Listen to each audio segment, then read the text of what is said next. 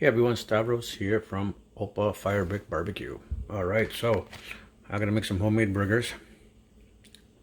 If I'm gonna do this for the first time for you, I really should have been doing the perfect way that I normally like to do it, but I was busy and forgot to start a little earlier, so I'm doing a little bit of a rush.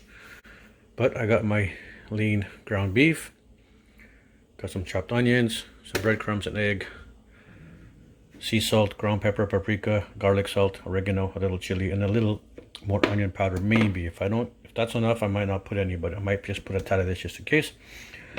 I normally haven't in the past, but I'm gonna shoot some Frank's Red Hot sauce in the mix this time around. Give it a little bit extra punch on top of the chili powder. And I think those are all the ingredients today. Okay, so I've put in the ground beef in there, and I kind of squished it around so it's spread out, so it's a little bit more, well, I guess not just spread out actually, so some of the seasoning really gets everywhere when I put it on. I'm gonna actually mix it up now, then throw in onions and the breadcrumbs. So I want this to get a good mix first before I throw in anything else in mix. Okay, got that all mixed up.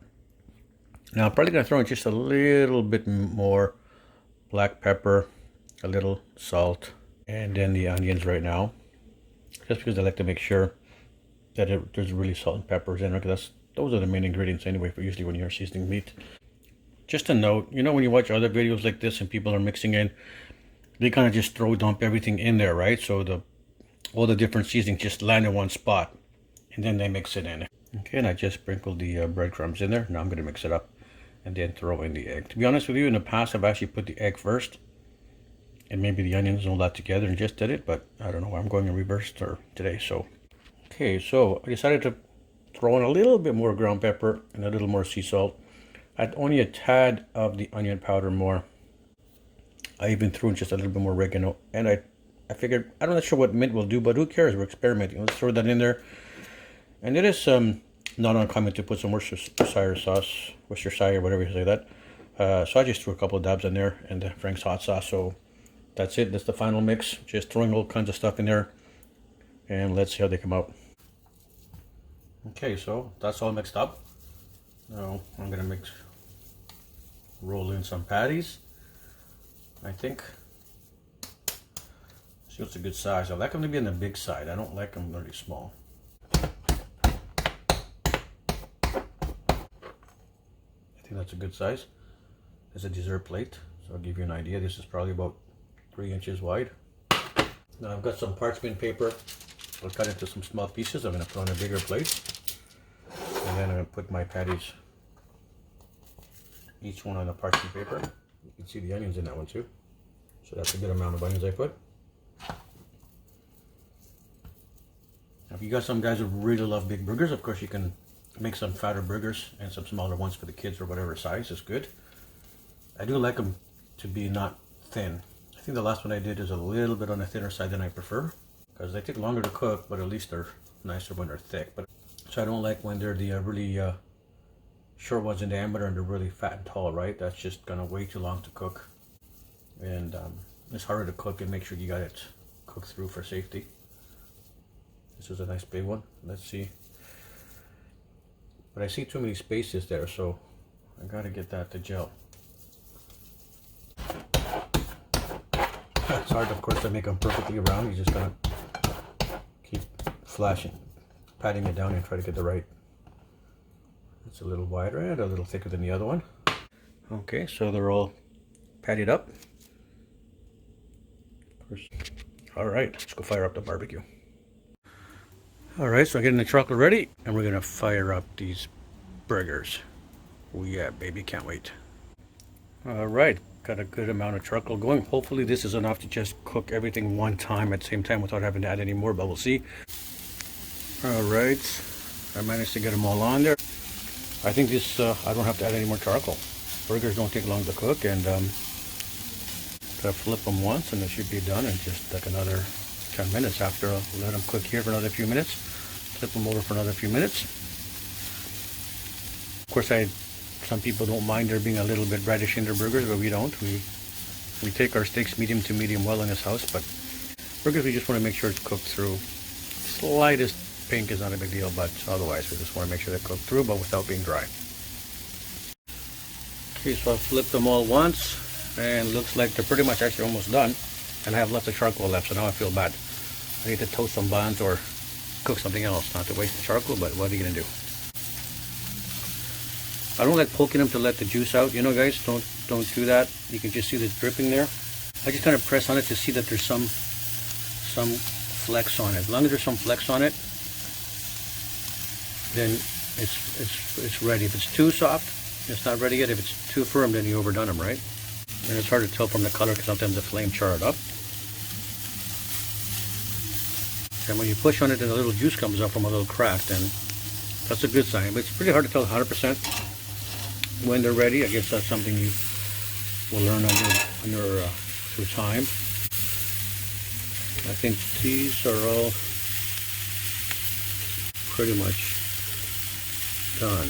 Let me see. Smaller ones will come off. I think.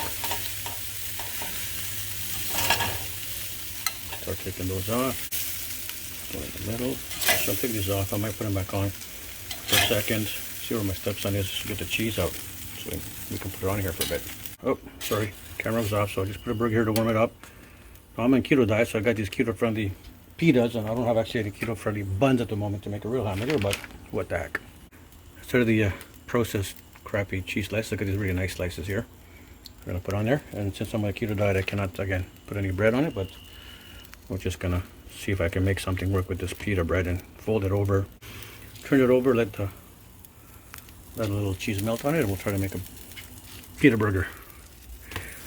All right, this is already cooked. I'm gonna put a little mustard and mayo on that, and we'll get the cheeseburger on there.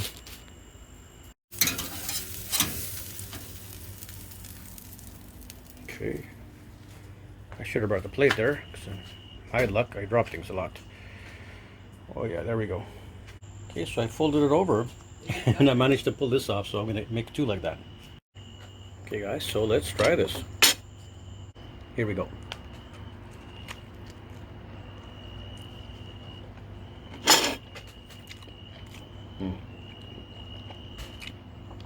It's dripping on me. And from the color, it's cooked through. So thumbs up on getting it cooked, not overcooked, and it's dripping juice on me. Amazing.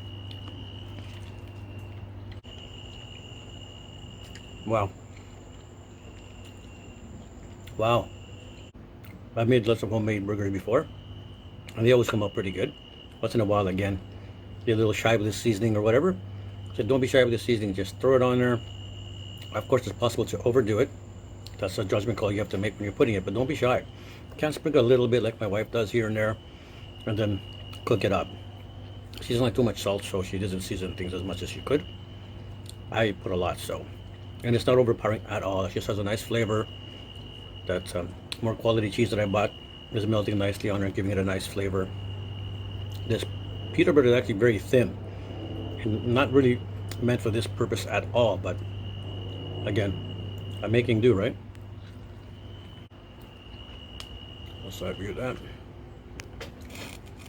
Oh yeah, it's just really good. You guys gotta try this recipe. Again, don't be shy.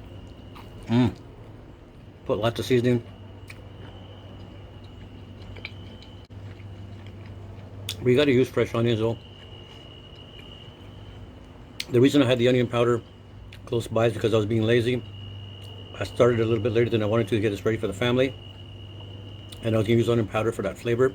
Then I realized, stop being lazy, malaka, and chop up some onions quick, so I did. So you gotta always do that. Scoop up some of the sauce fines now.